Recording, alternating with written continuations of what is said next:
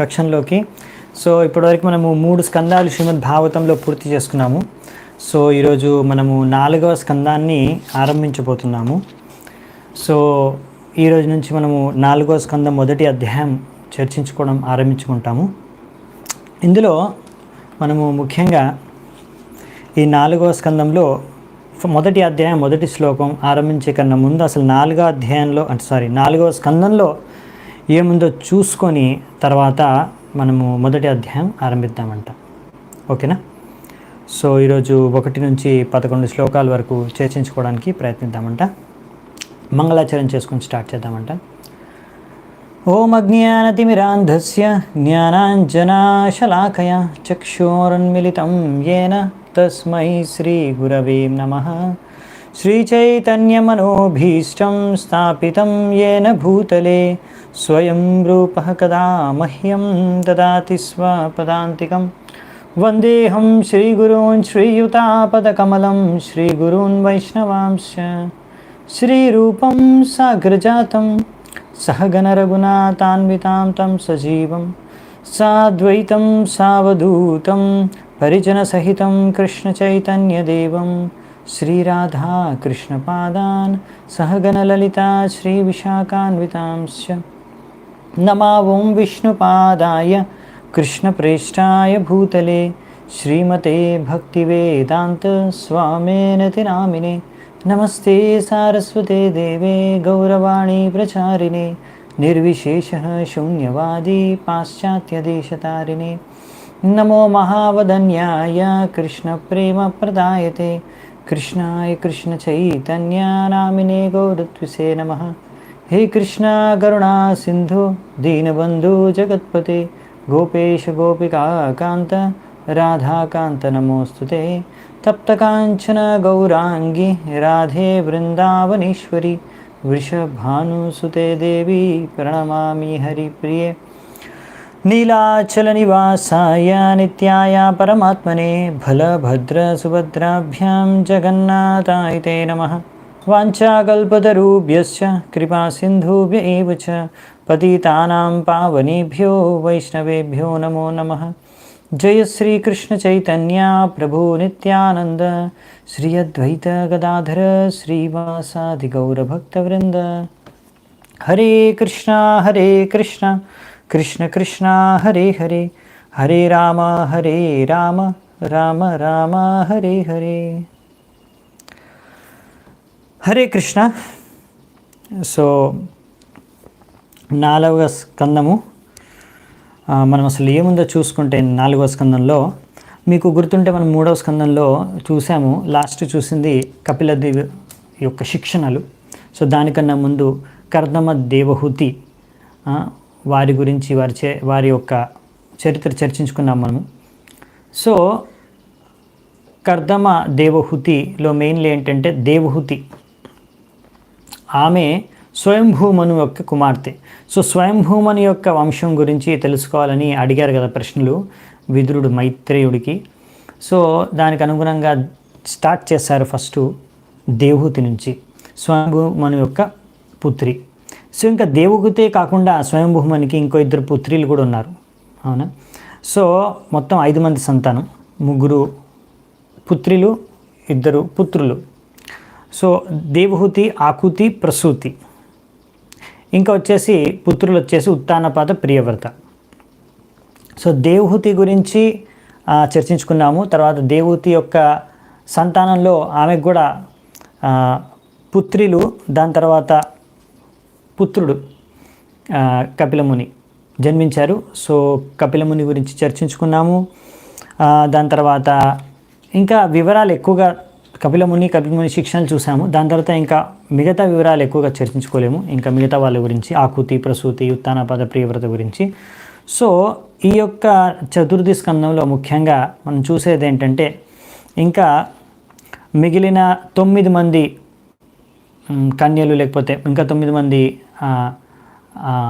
పుత్రులు ఎవరికైతే కలిగారో దేవహూతి కర్దమకు వాళ్ళ గురించి, ఇంకా అంతేకాకుండా ముఖ్యంగా ఆకుతి, ప్రసూతి వారి యొక్క సంతానం, వారి వివాహం, సంతానం గురించి, వారి యొక్క వంశం గురించి.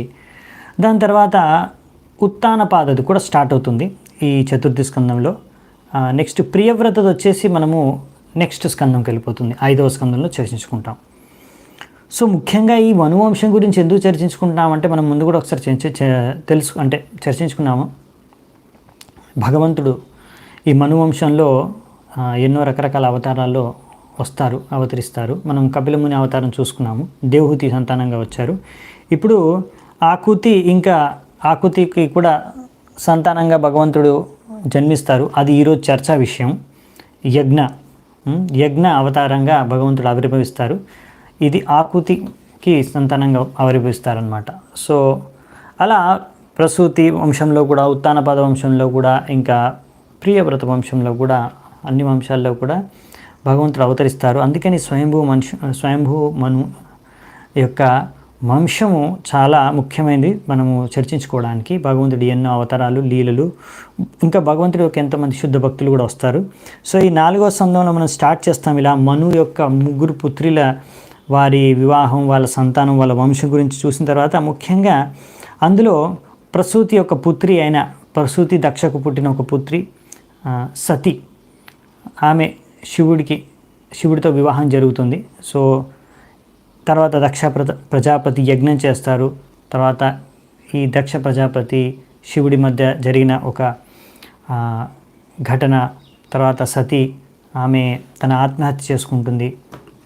సో ఇదంతా ఈ వృత్తాంతం అంతా కూడా వివరంగా ఈ చతుర్థి స్కందంలో వర్ణించబడింది. దీని తర్వాత మనము ఇంకా ధ్రువ మహారాజు ఆయన ఉత్తానపాద యొక్క సంతానం, ఆయన వంశం గురించి ఇంకా చర్చ స్టార్ట్ అవుతుంది. ధ్రువ మహారాజు, తర్వాత అంగ మహారాజు, వేన మహారాజు, తర్వాత ఇంకా ధ్రువ వంశంలో వచ్చేవాళ్ళు, ఇంకా పృథు మహారాజు గురించి కూడా చర్చ జరుగుతుంది. పృథు మహారాజు నుంచి కూడా విస్తృతంగా చర్చ ఉంటుంది. ఆయన కూడా భగవంతుడి యొక్క అవతారం. తర్వాత ప్రాచీన బర్హి, తర్వాత ఆయన సంతానమైన ప్రచేతాల వరకు ఈ యొక్క చతుర్థి స్కందం వీరందరి చరిత్రలు చర్చించుకుంటూ ఇందులో ఎన్నో శిక్షణలు ఉంటాయి, అవన్నీ చూసుకుంటూ వెళ్తాము. సో మొదటి అధ్యాయం వచ్చేసి ఈరోజు ఇప్పుడు మను యొక్క పుత్రుల యొక్క వంశం గురించి ఈ యొక్క అధ్యాయంలో వర్ణించబడింది అనమాట. సో మొత్తం 3 పుత్రులు కనుక ఆకుతి, దేవహూతి, ప్రసూతి. అందులో మొదటి ఈరోజు చూసే శ్లోకాల్లో ముఖ్యంగా మొదటి 9 శ్లోకాలు ఆకుతి యొక్క సంతానం గురించి, అంటే ఆమె నుంచి వచ్చిన వంశం ముందు జరిగిందంతా, ఆమె వివాహము ఇంకా సంతానం గురించి చర్చించుకుంటాము. సో అందులో కూడా భగవంతుడు అవతరిస్తాడని చర్చించుకున్నాం. సో అది ఈరోజు విషయం చర్చించుకుంటాము. దాని తర్వాత రేపు చూస్తాము. ఇంకా దేవహూతికి 9 మంది పుత్రులు, వారికి వివాహం జరిగిపోయిన తర్వాత సో వారి నుంచి వచ్చే సంతానం, వాళ్ళ యొక్క వంశం గురించి నెక్స్ట్ శ్లోకాల్లో మనం చర్చించుకుంటాము.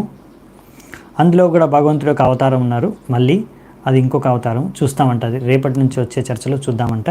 దాని తర్వాత లాస్ట్కి ప్రసూతి యొక్క వంశం గురించి కూడా లాస్ట్ చర్చించుకుంటాం. సో ఫస్ట్ 9 శ్లోకాలు ఆకుతి వంశం గురించి, దాని తర్వాత అంటే ఆకుతి నుంచి ఉత్పన్నమయ్యే లైను సంతానం ఇంకా వంశం గురించి, దాని తర్వాత 10 నుంచి 47 శ్లోకాల వరకు దేవహూతి ఆమె యొక్క సంతానం వంశం గురించి, దాని తర్వాత లాస్ట్ 48 నుంచి 66 వరకు ప్రసూతి. సో ఈ విధంగా మొత్తము ఈ 3 కూతుర్లు, స్వయంభూం అనుకున్న 3 కూతుర్ల యొక్క వంశం గురించి, వాళ్ళ సంతానం గురించి చూస్తాం అన్నమాట. సో మరి మొదటి శ్లోకం నుంచి మనము స్టార్ట్ చేద్దామంట.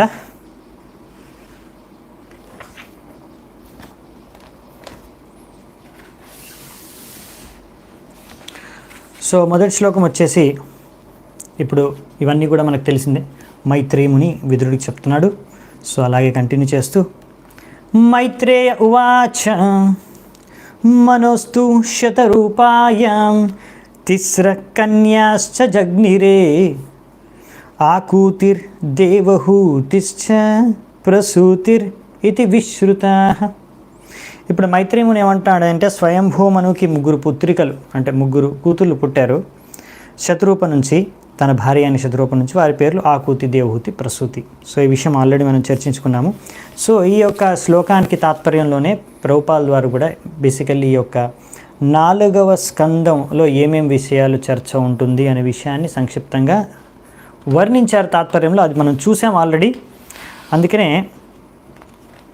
ఇంకా మనకు క్లియర్గా చెప్పాలంటే మొత్తం ఈ 4 స్కందంలో 31 అధ్యాయాలు ఉన్నాయి. 31 అధ్యాయాలు, 31 చాప్టర్స్ ఉన్నాయి.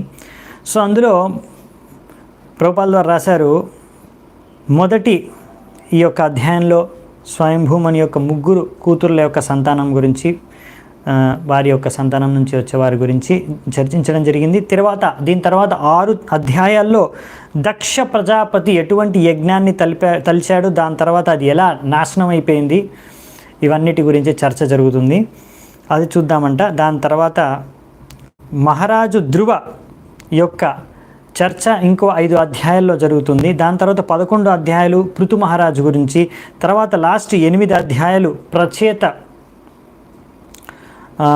రాజుల గురించి, అంటే పురంజన ఇంకా ఆయన పుత్రులైన ప్రచేతల గురించి వర్ణించబడింది అని ఇక్కడ మనకి మొత్తం 4వ స్కందంలో ఏమి ఉన్నాయో అన్ని వివరించేశారు ప్రభుపాదుల వారు. సో ఇప్పుడు ఫస్ట్ నుంచి మనం చూసుకుంటూ వెళ్తున్నాము. సో 3 పుత్రుల గురించి చెప్పారు. నెక్స్ట్ మరి 2వ శ్లోకం, ఆకూతిం రుచయే ప్రాదాద్ అపి భ్రాత్రమతీం నృపః పుత్రికా ధర్మం ఆశ్రిత్య శతరూపానుమోదితః. ఇక్కడ ఒక మీకు ఫస్ట్ టైం వినుంటారు ఇటువంటి కాన్సెప్ట్ని, తెలియదు మీకు ఆల్రెడీ తెలుసుంటే కొత్తగా వినవచ్చు మీరు. సో ఇక్కడ ఒక విషయాన్ని చెప్తున్నారు ఈ శ్లోకంలో. ఆకృతికైతే 2 భ్రాతలు ఉన్నారు, ఇక్కడ రాశారు అపి భ్రాత్రమతిం నృపః. సో 2 అంటే 2 కొడుకులు కూడా ఉన్నారు ఇక్కడ, ఎవరికి? స్వయంభూమనికి. అయినా కానీ ఇక్కడ ఎప్పుడైతే స్వయంభూమను ఆకూతికి రుచి అనే ఒక ప్రజాపతితో వివాహం చేశారో ఆ సమయంలో ఒక కండిషన్ పెట్టారంట, ఒక షరతు పెట్టారు. ఆ షరతు ఏంటంటే, మీ యొక్క సంతానం మొదటి పుత్రుడు, మీకు పుత్రుడు సంతానం కలుగుతారు రుచి ఇంకా ఆకృతికి. ఆ పుత్రుడిని నేను పుత్రికా ధర్మం అనే ఒక పద్ధతి ద్వారా నేను ఆ యొక్క సంతానాన్ని నాకు మీరు తిరిగి ఇచ్చేసేయాలి. పుత్రుడు జన్మిస్తే ఆ జన్మించిన పుత్రుడిని నాకు ఇచ్చేస్తే నేను నా సంతానం, నా పుత్రుడిగా నేను పెంచి పోషించుకుంటాను అని ముందే ఈ షరతు పెట్టి వివాహం చేస్తారనమాట. దీన్ని పుత్రికా ధర్మం అంటారు. ఇది అనుసరించడానికి శతరూపను కూడా ఈయన అంటే స్వయంభూమను ఆమెతో ఆల్రెడీ కన్సల్ట్ చేసి మాట్లాడి ఆమెతో కూడా కన్సల్ట్ చేసి ఈ యొక్క నిర్ణయాన్ని తీసుకొని ఈ విధంగా షరతుతో ఆకృతి ఇంకా రుచి ప్రజాపతికి 2కి వివాహం చేశారంట. సో దీన్ని పుత్రికా ధర్మం అంటారు. ఎందుకు ఇలా చేశారు స్వయంభూమను? ఆల్రెడీ ఆయనకి 2 పుత్రులు ఉన్నారు కదా, ప్రియవ్రత ఉత్తానపద. మళ్ళీ ఎందుకు ఇలా మీకు పుత్రుడు పుట్టగానే నాకు మీరు ఇవ్వాల్సిందే, నేను పెంచుకుంటాను నా పుత్రుడిలాగా? మామూలుగా ఎక్కడ ఇది ఎలా జరుగుతుంది? మామూలుగా పుత్రిక ఈ ధర్మం అనేది ఎవరు ఎలా ఆచరిస్తారంటే, ముఖ్యంగా ఎవరికైనా సంతానం అంటే పుత్రుడు లేకపోతే ఓన్లీ పుత్రి ఉంటే అప్పుడు ఆ పుత్రుడు కూడా కావాలనే మరి దాన్ని ఎలా వాళ్ళకు సంభవం అవుతుందంటే, అప్పుడు పుత్రి వివాహం జరిగిన తర్వాత ఆ వివాహం సమయంలో షరతు పెట్టి తర్వాత ఈ విధంగా తన పుత్రికి పొందిన సంతానం పుత్రుడినే తన పుత్రుడిగా పెంచుకుంటారనమాట, దత్తత తీసుకొని అనుకోండి.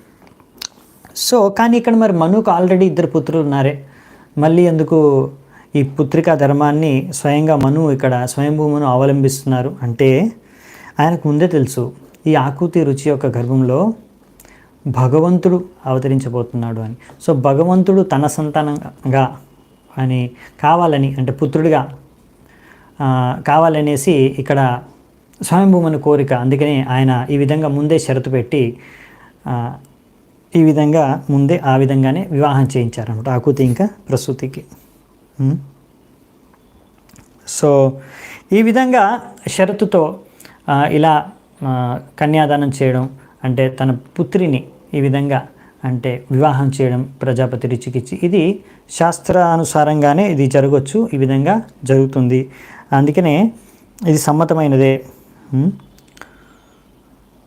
సో అలా ఒకవేళ పుత్రుడు ఉన్నా కానీ తన పుత్రిక ద్వారా పుట్టిన పుత్రుడు తన పుత్రుడిగా పెంచుకోవాలనుకుంటే కూడా ఈ విధంగా షరతు పెట్టి చేసుకోవచ్చు, పుత్రికా ధర్మం అంటారు.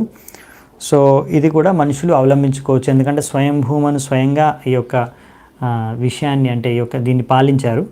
సో ఎవరికైనా కావాలంటే ఇలా చేయొచ్చని శ్రీల జీవగోస్వామి వారి కూడా మన ఆచార్యులు చెప్తున్నారు. అంటే విశ్వనాథ చక్రవర్తి ఠాకూర్, జీవగోస్వామి ఇద్దరు కూడా దీనిపైన టీకా ఇచ్చారనమాట.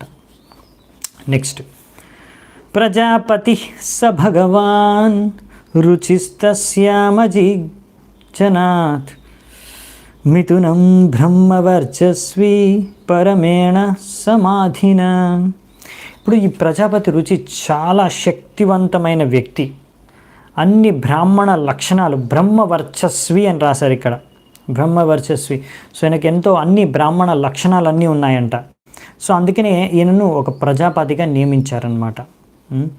సో ఆయన ఈ ఆకృతి యొక్క గర్భం నుంచి ఒక పుత్రి ఇంకా ఒక పుత్రుడు, ఇద్దరు సంతానం కలిగారనమాట. పుత్రుడు ఒకడే కాదు, ఇంకొక పుత్రి కూడా జన్మించిందనమాట. అదే ఇక్కడ రాశారు. సో ఈ విధంగా ఇక్కడ మనకి బ్రహ్మవర్చస్వి అని రాశారు కదా, ఈ వాక్యం అనేది చాలా ముఖ్యమైనది అని ప్రభుపాల ద్వారా రాస్తున్నారు. ఎందుకంటే ఈయన అన్ని బ్రాహ్మణ యొక్క కర్తవ్యాల్ని బాగా పాటించేవారనమాట ఈ రుచి ప్రజాపతి. ఏ విధంగా అంటే బ్రాహ్మణ యొక్క లక్షణాలు, యోగ్యతలు అన్నీ ఈయనకున్నాయన్నమాట. అంటే ఎలా అంటే ఇంద్రియాలని నియంత్రించుకోవడం, మనస్సుని నియంత్రించుకోవడం, లోపల అంటే అంతర్గతంగా బహిరంగ అన్ని చోట్ల కూడా పరిశుభ్రత పాటించడం, సత్యాన్ని పలకడం, ఇలా భగవంతుడి పైన శ్రద్ధ, ఇంకా ఇలాంటివన్నీ ఎన్నో బ్రాహ్మణ లక్షణాలన్నీ కూడా ఈ యొక్క రుచిలో ఉన్నాయంట. అందుకనే ఇతను బ్రాహ్మణ యొక్క అన్ని నియమాల్ని బాగా పాటించేవారు. అందుకని ఈయన బ్రహ్మ వర్చస్వి అని చెప్పారనమాట. ఒకవేళ ఎవరైనా ఇలా బ్రాహ్మణ పితకు పుట్టి కూడా ఇలాంటి బ్రాహ్మణ లక్షణాలు లేకపోతే ఇటువంటి బ్రాహ్మణులు చేసే కార్యాలు చేయకపోతే, అంటే వాళ్ళకి గుణకర్మ రెండు లేవనుకోండి, అప్పుడు వారిని మన వైదిక భాషలో బ్రహ్మ బంధు అని అంటారు. సో ఇక్కడ బ్రహ్మ వర్చస్వి అన్నారు ఎవరిని?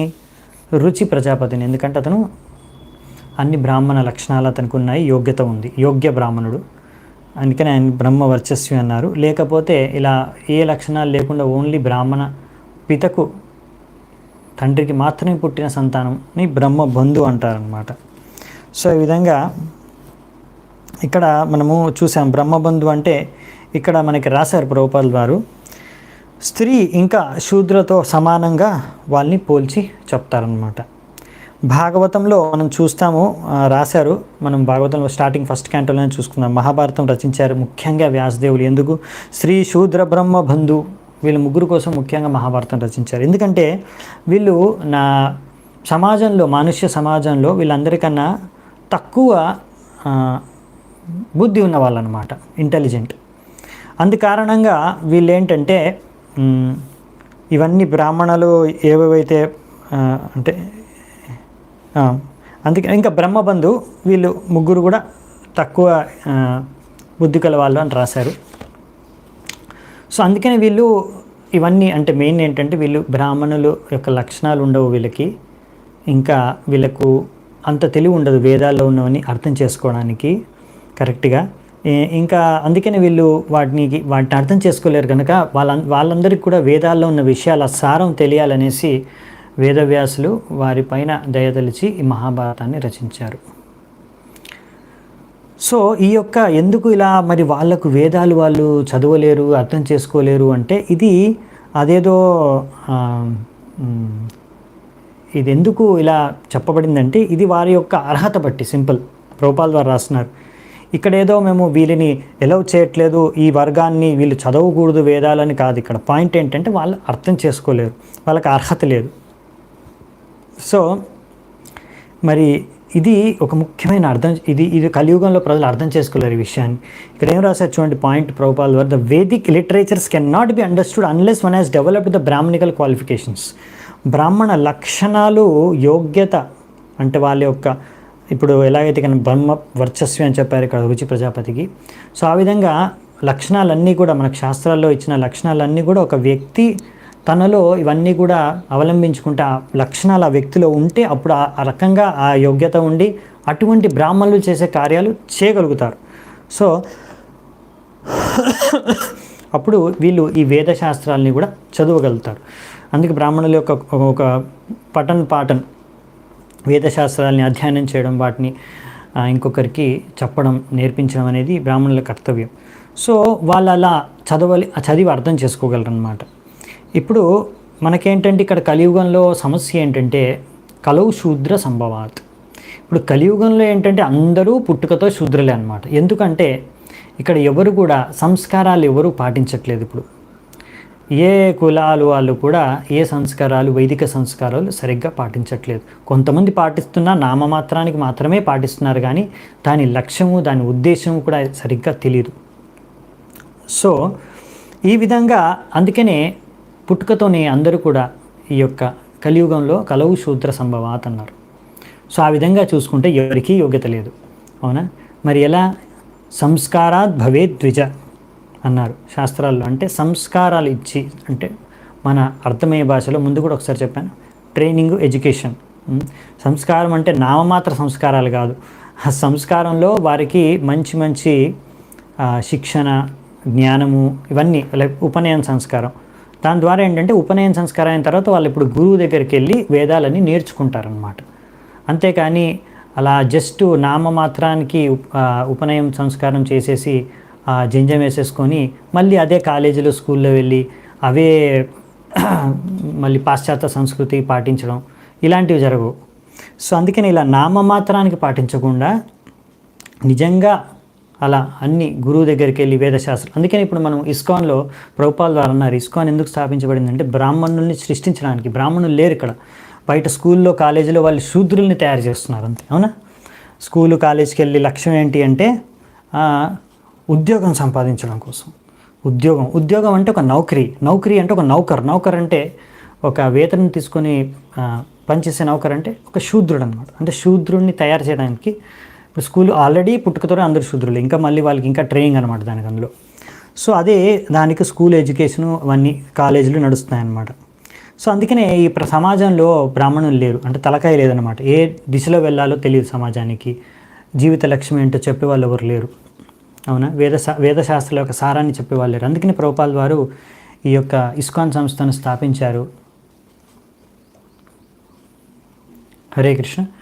సో అందుకనే ప్రభుపాల్ వారు ఈ ఇస్కాన్ సంస్థను స్థాపించారన్నమాట.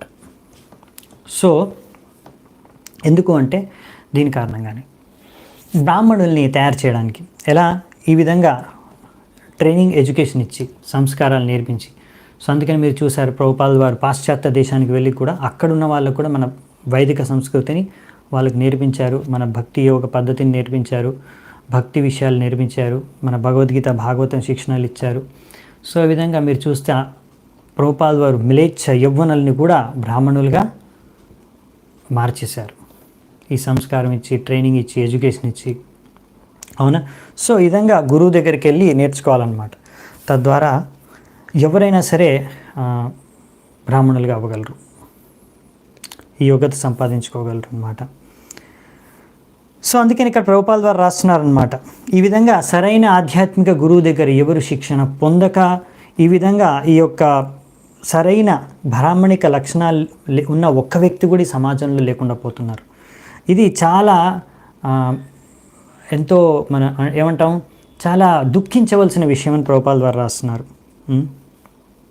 ఇంకా ఇటువంటిది కాకుండా ఇలాంటి ఏ లక్షణాలు లేని కొంతమంది వేదాలపైన, పురాణాలపైన, భాగవతం పైన ప్రవచనాలు, లెక్చర్లు ఇచ్చేస్తున్నారు. వాళ్ళకు తెలియదు అసలు దాని సందేశం ఏంటో. సో అందుకనే ఇక్కడ సరైన బ్రాహ్మణులు ఉండాలి. ఎలాగైతే రుచి ప్రజాపతిలాగా బ్రహ్మవర్చస్వి, సరైన బ్రాహ్మణ లక్షణాలతో ఉన్నవారు సరైన బ్రాహ్మణులు అని ఇక్కడ చెప్తున్నారనమాట. సో మనం ముందుకెళ్దామంట. యస్తయో పురుష సాక్షాత్ విష్ణుర్యజ్ఞస్వరూపదృక్ యా స్త్రీ సా దక్షిణా భూతేర్ అంశభూతాన పాయని. సో ఇప్పుడు ఒక పుత్రుడు, ఒక పుత్రి ఇద్దరు జన్మించారన్నాం కదా. వీళ్ళిద్దరు కూడా సామాన్య సంతానం కాదనమాట.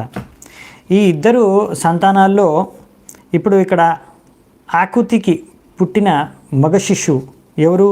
ఆయన స్వయంగా భగవంతుడి యొక్క అవతారం. ఆయన పేరు యజ్ఞ. ఇది విష్ణువుకి ఇంకొక పేరు మనం విన్నాం కదా, యజ్ఞ కూడా విష్ణువు పేరు అని. సో ఇక్కడ ఈ యజ్ఞ అవతారం యొక్క ఆవిర్భావం గురించి వర్ణించబడింది అన్నమాట. ఇంకా ఒక ఆడ శిశువు పుట్టింది కదా. సో ఆమె ఎవరు అంటే లక్ష్మీదేవి యొక్క అంశం అవతరించిందనమాట, అంశభూతానపాయని. సో ఈమె ఎందుకంటే ఎప్పుడు కూడా విష్ణువుతో సపరేట్ ఉండదు లక్ష్మితో, అందుకే ఇద్దరు ఇక్కడ జన్మించారనమాట. ఆమె ఎప్పుడు విష్ణువు యొక్క అర్ధాంగిని శాశ్వతంగా. సో ఇద్దరు కూడా కలిసి ఇక్కడ జన్మించారు. అందుకనే వీళ్ళు నారాయణ పరో వ్యక్తాత్, భగవంతుడు ఈ యొక్క భౌతిక సృష్టికి, భౌతిక నియమాలకి అన్నిటికీ అతీతం, భౌతిక గుణాలకి అన్నిటికీ అతీతం.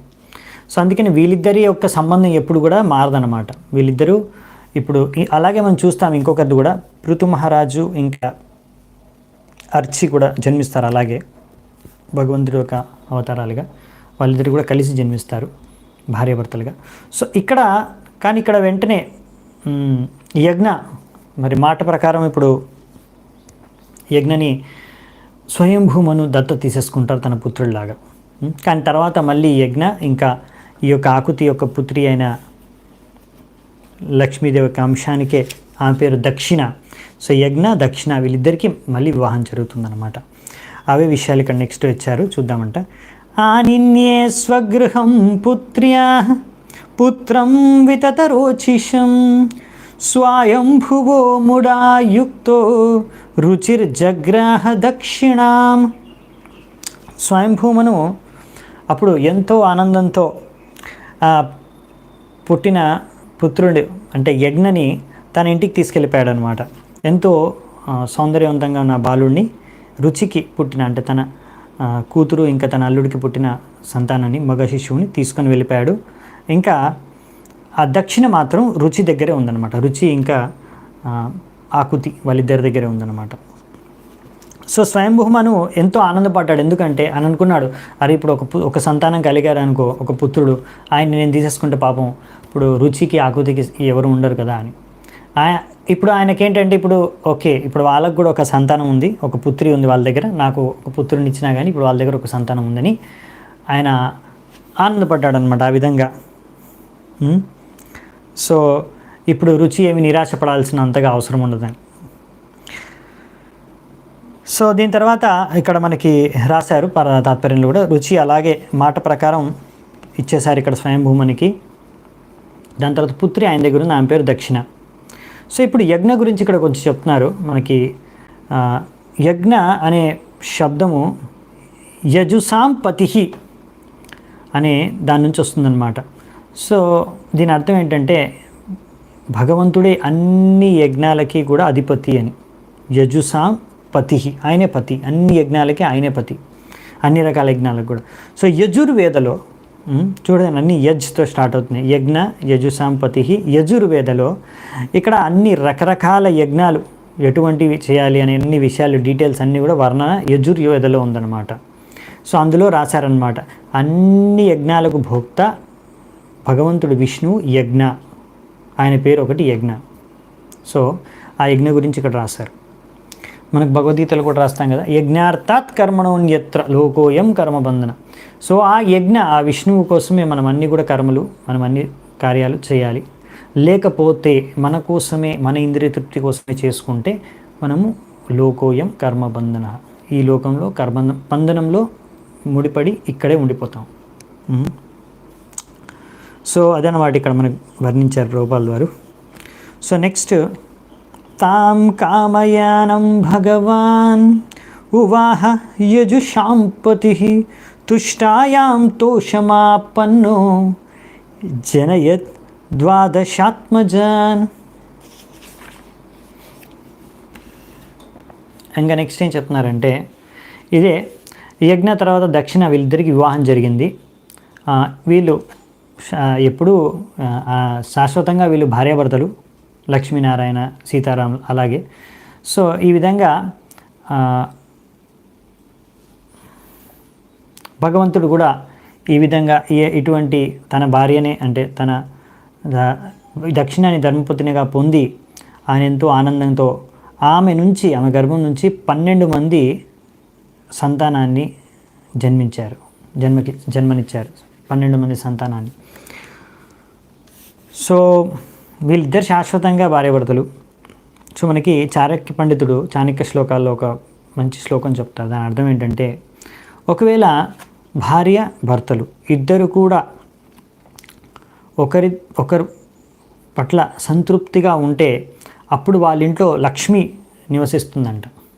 అంటే ఏం లేదు, భార్యాభర్తలు ఇద్దరు బాగా కలిసిమెలిసి ఉండి ఇద్దరు కూడా బాగా ఒకరినొకరు సంతృప్తి ఉంటే ఒకరితో పాటు, అప్పుడు ఏంటంటే వాళ్ళిద్దరు గొడవ పడకుండా ఉంటే బాగా కలిసిమెలిసి, అప్పుడు అంత ఐశ్వర్యం, అంత మంచి సంతానము అన్నీ కూడా వాళ్ళ ఇంట్లో ఉంటాయి అని చాణక్య పండితుడు చెప్తున్నాడు అనమాట.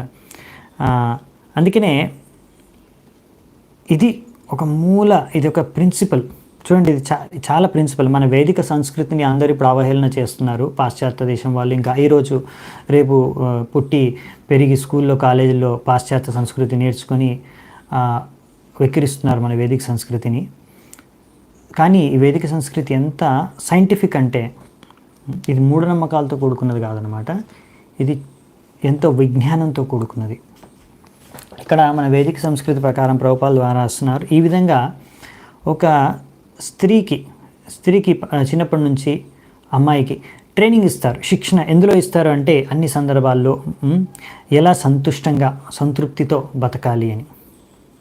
అలాగే చాలా శిక్షణలు ఉంటాయి, ఎలా పతివ్రత నారిగా బతకాలి. ఇంకా చాలా శిక్షణలు చిన్నప్పటి నుంచి స్త్రీకి ఇస్తారు. ఒక్కొక్క చోట ఒక్కొక్క విషయం రాశారు ప్రభుపాదులు వారు ఒక్కొక్క అంశాన్ని గురించి.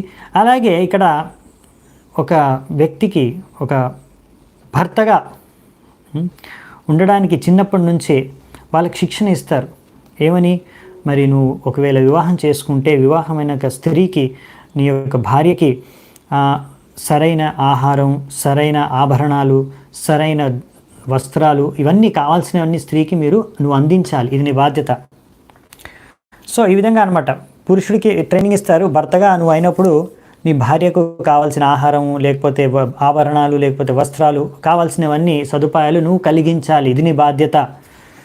అలాగే స్త్రీకి ఏముంటే, మీ భర్త ఏది ఇస్తే, ఇంట్లో ఏముంటే అందులోంచి మీరు సర్దుకొని అంటే ఆనందంగా సంతృప్తితో బతకడానికి ప్రయత్నించాలి.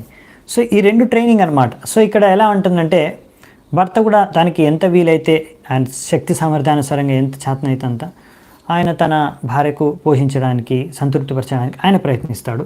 సో భార్య కూడా ఇలా శిక్షణ పొందిన వాళ్ళు, భార్య కూడా ఎంత భర్త అందించిన దాంట్లోనే ఆనందంగా సంతృప్తిగా ఉండగలుగుతుంది అనమాట. సో దీనికి కొంచెం శిక్షణ అవసరం అనమాట. సో ఇప్పుడు కంప్లీట్గా రివర్స్గా అనమాట. ఇప్పుడు రివర్స్ అన్నీ చూస్తే మీరు, సో చిన్నప్పటి నుంచి అంటే శిక్షణ అంటే ఇవ్వరు, దొరికే తప్పుడు శిక్షణ, సీరియళ్ళు, సినిమాలు, లేకపోతే కాలేజీలో, లేకపోతే ఇంకా ఎక్కడెక్కడో ఏవో నేర్చుకుంటూ ఉంటారు కదా.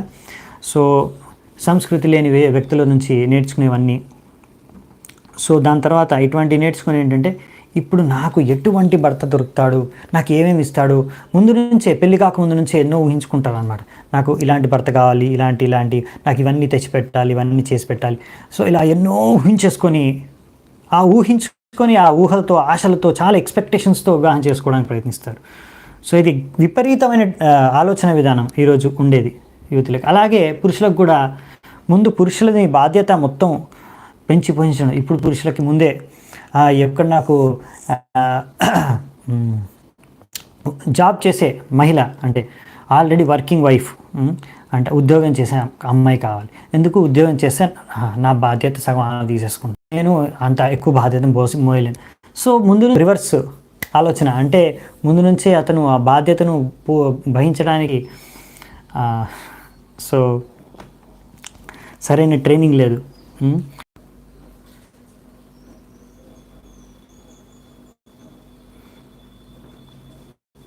హరే కృష్ణ, ఏదో కొంచెం ఇంటర్నెట్ ప్రాబ్లం వచ్చినట్టుంది. సో బేసికల్లీ ఇది సరైన శిక్షణ దొరికిందనుకో ఆనందంగా జీవితాంతం బతకొచ్చు అనమాట. ఇప్పుడు అందుకనే ఇటువంటి శిక్షణ లేని కారణంగానే ఎన్నో డివోర్సులు, ఇంకా ఎన్నో రకాల సమస్యలు,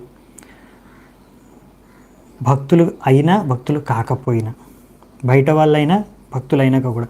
ఎందుకంటే ఇటువంటి సరిగ్గా ఇద్దరు కూడా ఇలా ఉంటే అప్పుడు మంచి సంతానం కూడా, ఇద్దరు సంతృప్తికరంగా ఉంటే అప్పుడు ఇద్దరికి మంచి సంతానం కూడా లభిస్తుందంట. అటువంటి సంతానం మొత్తం ప్రపంచంలో శాంతిని వ్యాపింపజేస్తుందంట. కానీ దురదృష్టకరం ఏంటంటే ఈ కలియుగంలో ఇటువంటి భర్త ఇక్కడ వర్ణించే విధంగా భర్త భార్య ఉండరు. అందు కారణంగా సంతానం కూడా సరైన సంతానం వాళ్ళకి దొరకదు. దాని కారణంగా మనశ్శాంతి అనేది ఇంకా ఈ ప్రపంచంలోనే శాంతి కూడా లేకుండా, సమృద్ధి కూడా లేకుండా వెళ్ళిపోతుందన్నమాట. ఇది ప్రస్తుతం ఉన్న పరిస్థితి అని చెప్తున్నారు. సో ఇవన్నీ మీరు చూడొచ్చు. సో అందుకనే మనము మన పిల్లలకి చిన్నప్పటి నుంచి పెద్ద కాలేజీలో, పెద్ద స్కూల్లో మనం ఎంత కష్టపడి జాయిన్ చేయించి పెద్ద పెద్ద చదువులు చదివించడానికి ప్రయత్నిస్తామో, దాంట్లో సగం అయినా సరే మీరు కష్టపడి వాళ్ళకు కొంచెం మంచి వేదిక సంస్కృతి నేర్పించడానికి ప్రయత్నించండి. అది జీవితాంతం వాళ్ళకి ఎంతో ఉపయోగపడుతుంది. ఇప్పుడు 20 ఏళ్ళు చదువుకున్నా కూడా జాబ్ దొరక్క ఇంట్లో కూర్చొని ఉన్నారు చాలామంది. లేకపోతే జాబుల పేరుతో ఎన్నో తప్పులు చేస్తున్నారు డబ్బు సంపాదించడానికి, అంత చదువులు చదివి కూడా. సో అందుకనే మీరు ఎంతో కష్టపడి చదివిస్తున్నారు. సో దాంట్లో సగం కన్నా కష్టపడి కొంచెమన్నా మంచి సంస్కృతి నేర్పించడానికి సమయాన్ని, డబ్బుని మీరు కేటాయించండి. కావాల్సిన శిక్షణ ఇవ్వడానికి ప్రయత్నించండి. ఎక్కడ దొరుకుతుందో అక్కడ ఇవ్వడానికి ప్రయత్నించండి. ఇప్పుడు మీరే ఇవ్వండి నేర్చుకొని. సో ఇది చాలా అత్యవసరమైందన్నమాట, ఎమర్జెన్సీ ఇది. ఇప్పుడున్న సమాజంకి ఇది ఎమర్జెన్సీ. ప్రభుపాల ద్వారా రాశారు. అందుకనే శాంతి లేదు సమాజంలో, సమృద్ధి లేదు సమాజంలో. తోష ప్రతోష సంతోషో భద్రశాంతిర్ ఇదస్పతి ఇద్మ కవిర్ విభు స్వహ్న సుదేవో రోచనోషత్. ఇప్పుడు 12 పేర్లు కూడా మీకు ఇది చాలా మంచి విషయాలు అన్నమాట. ఇక్కడ మనకి చెప్తారు. నేను వాళ్ళ పేర్లు ఇక్కడ ఇచ్చారు. తోష, ప్రతోష, సంతోష, భద్ర, శాంతి, ఇడస్పతి, ఇద్మ, కవి, విభు, స్వాహ్న, సుదేవ, రోచన. చూడండి ఇక్కడ వీళ్ళందరినీ కలిపి కూడా తూషితాస్ అంటారనమాట. వీళ్ళు 12 మంది దేవతలు. వీళ్ళని కలిపి తూషితాస్ అంటారు. ఇక్కడ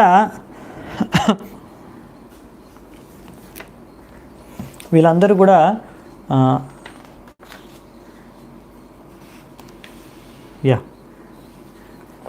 నెక్స్ట్ ఇచ్చారు. వాళ్ళ గురించి చూద్దామంట. నెక్స్ట్ ఇంకా కొన్ని విషయాలు ఇచ్చారు. తుషితానామతే దేవ ఆసన్ స్వయంభువాంతరే మరీచి మిశ్ర ఋషయో యజ్ఞాసురగణేశ్వర. సో ఇక్కడ ఏం చెప్తున్నారంటే, ఇలా స్వయంభూమను సమయంలో ఈ సంతానం అంటే వీళ్ళందరి వీళ్ళందరూ కూడా దేవతలుగా మారారు. వీళ్ళందరి పేర్లు వచ్చేసి తుషితస్. మరీచి ఇప్పుడు పుట్టిన యజ్ఞ వచ్చేసి ఆయన దేవరాజ్ ఇంద్రుడిగా ఆయన పదవిని స్వీకరించారు. సో అంటే ఈ యొక్క సమయంలో ఇంద్రుడి పదవిని ఇక్కడ యజ్ఞ భగవంతుడి యొక్క అవతారమే స్వీకరించారనమాట. సో ఈ విషయం మనం ముందు కూడా చర్చించుకున్నాము. కొన్ని సమయాల్లో భగవంతుడు కూడా యజ్ఞ పదవిని తీసుకుంటారు, ఒకసారి బ్రహ్మ పదవిని కూడా తీసుకుంటారు అలా. సో ఇక్కడ స్వయంభుమను కాల సమయంలో ఆయన జీవితకాలంలో 6 రకాల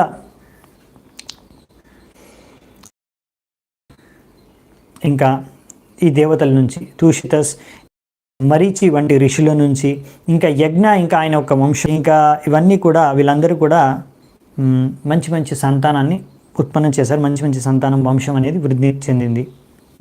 తద్వారా మొత్తం విశ్వం అంతా కూడా సంతానం అంటే ప్రజలంతా పెరిగిపోయారనమాట. ఎవరు నన్ను ప్రశ్న అడిగారు, ప్రజాపతి ఇంకా మను అని. సారీ, నేను జస్ట్ చూశాను, కనిపించట్లేదు నాకు. మళ్ళీ లైవ్ చాట్ ఎందుకో చూపించట్లేదు. Anyways, so okay, difference between Prajapati and మనువు. ఓకే, పండరి పంతులు ప్రభు అడిగారు. ద్విజబంధు బ్రహ్మబంధు సేమా ప్రభుజీ. ఇంకొకరు అడుగుతున్నారు, రాజేంద్ర బోతు. ఓకే, మీరు సేమ్ అనుకోవచ్చండి, ద్విజబంధు బ్రహ్మబంధు, ఫైన్. అండ్ నెక్స్ట్ పెంచాలి, ఎందుకంటే స్వయంభూ మను ఫస్ట్ అనమాట. సో ఇప్పుడు సృష్టి జరిగిన తర్వాత వాయిస్ బ్రేక్ అవుతుందా? కరెక్ట్, నెట్ సడన్గా లో అయిపోయింది.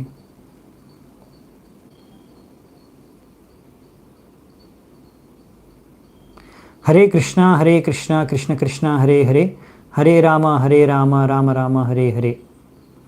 మేబీ ఇప్పుడు బెటర్ అనుకుంటాను వాయిస్, కొంచెం వీడియో తక్కువ ఉండవచ్చు, నెట్ కొద్దిగా వీక్ ఉంది సిగ్నల్. సో బేసికలీ ఎవరు 6 రకాల వ్యక్తులు ఇక్కడ మొత్తం ఉండేదంటే,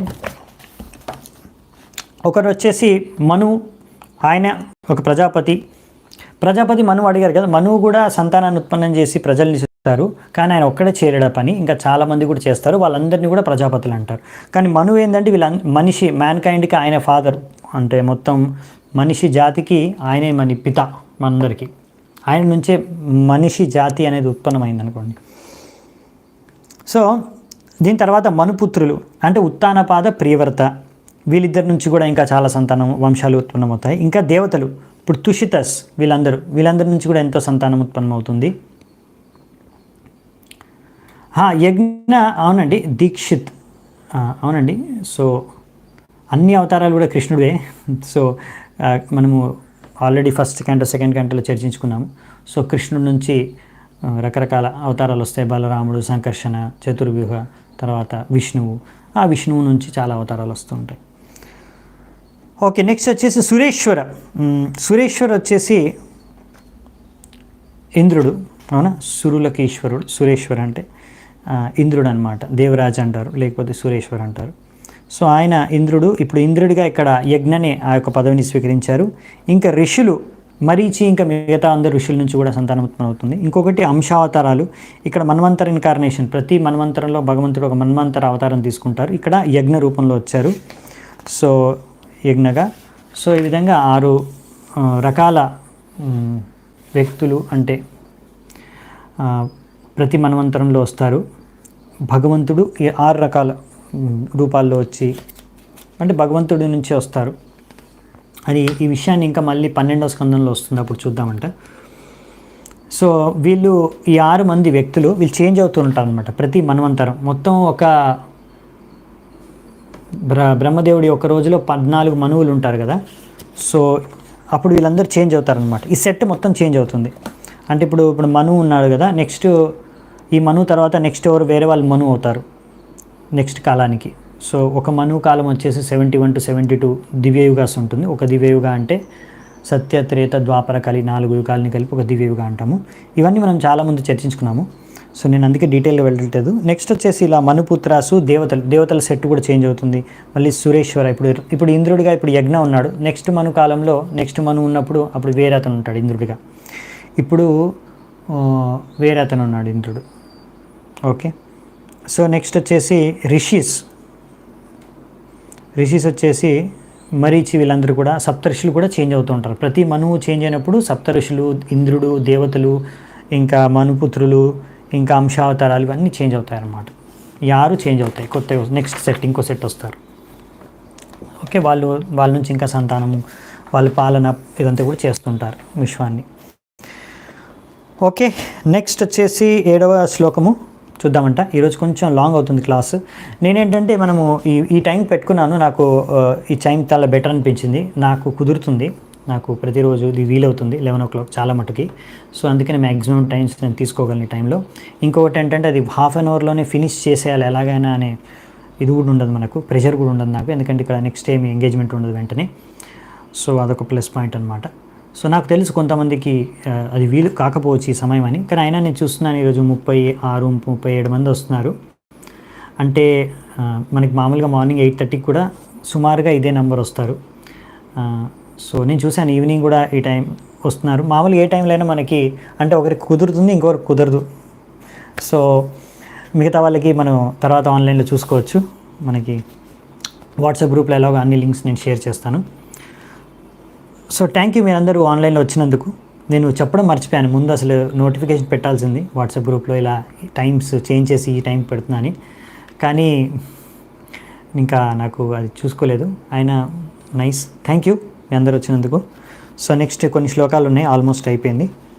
సో మనము 8వ శ్లోకం చూసుకున్నాం కదా. ఇప్పుడు సో ఇవే ఇక్కడ 6 రకాల జీవరాశులు ఉత్పన్నమవుతారు. వీళ్ళ 6 భగవంతుడు యొక్క అవతారాల నుంచి మనువులు అంటే దేవతలు, మనుపుత్రులు, అంశావతారులు, సురేశ్వర, ఇంకా ఋషులు. ఓకే. ప్రియవ్రతుత్తానపాదౌ మనుపుత్రౌ మహౌజసౌ తత్పుత్ర పౌత్ర నపత్రిణాం అనువృత్తం తదంతరం. స్వయంభువ మనుకి ఇంకా 2 పుత్రులు అని చెప్పుకున్నాం కదా. ఒకటి ప్రియవ్రతుత్తానపాదం అంటే ప్రియవ్రతుడు, ఇంకా ఉత్తానపాదం. వీళ్ళిద్దరూ కూడా ఎంతో శక్తిశాలి రాజులు. ఇంకా వారి యొక్క సంతానం, వారి నుంచి ఇంకా వచ్చిన సంతానం అంటే వారి యొక్క పుత్రులు, పౌత్రులు అంటే కొడుకులు, మనవళ్ళు అన్నమాట. వీళ్ళందరూ కూడా మొత్తం విశ్వవ్యాప్తంలో ముల్లోకాల్లో వ్యాపించిపోయారంట.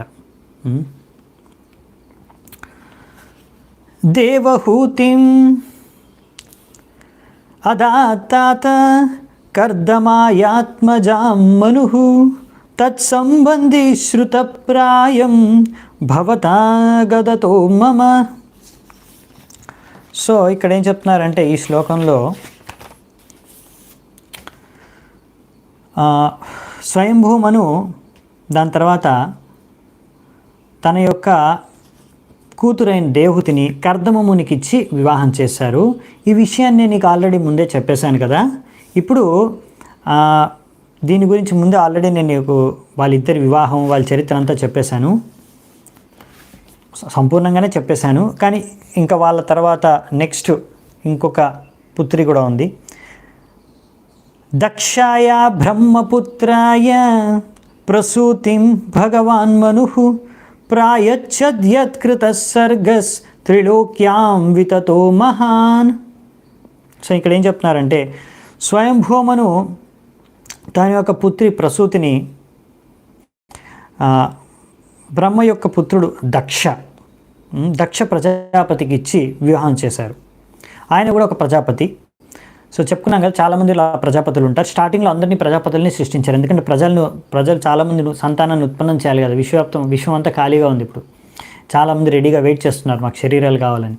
సో అందుకని ఈ విధంగా ఈ దక్ష యొక్క సంతానం నుంచి, వాళ్ళ యొక్క వంశం నుంచి కూడా ఎంతోమంది విశ్వం అంతా కూడా వ్యాపించిపోయారు. సో ఇక్కడ వరకు మనం చూసుకుంటున్నాము. దీని తర్వాత మనము చూసేది ఏంటంటే ఇప్పుడు దేవహూతి కర్దమ నుంచి ఇప్పుడు 9 మంది పుత్రులు, ఇంకొక పుత్రుడు కపిలముని గురించి మొత్తం చర్చించేసుకున్నాము. కానీ 9 మంది పుత్రులు వివాహం జరిగిందని చర్చించుకున్నాం. కానీ దాని తర్వాత వాళ్ళ సంతానం వాటి గురించి చెప్పుకోలేదు.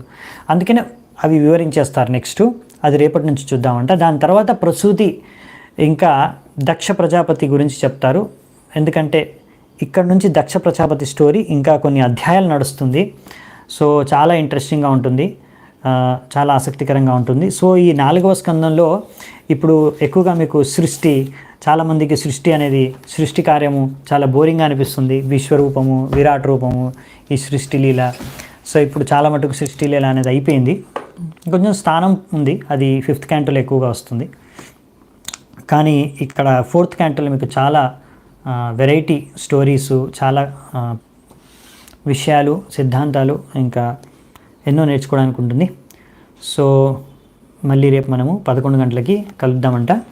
నెక్స్ట్ వీళ్ళు ఉన్నారు కదా, దేవహూతి కర్దమునికి 2 పుట్టిన కూతుర్లు, 9 మంది కూతుర్లకి వివాహం జరుగుతుంది. వాళ్ళకి జరిగిన సంతానం, అందులో కూడా భగవంతుడి యొక్క అవతారం మళ్ళీ వస్తారు. అది మనం చూద్దామంట. సో రేపటి నుంచి చూద్దాము. ఈరోజు ఇక్కడే ముగిస్తున్నాను. చాలా చాలా ధన్యవాదాలు. శిల ప్రభుపాద్ की जय, ग्रंथराज श्रीमद् भागवतम की जय, समवेत गौर भक्त वृंद की जय, निताय गौर सीतनाथ प्रेमानंदे हरि हरि बोल.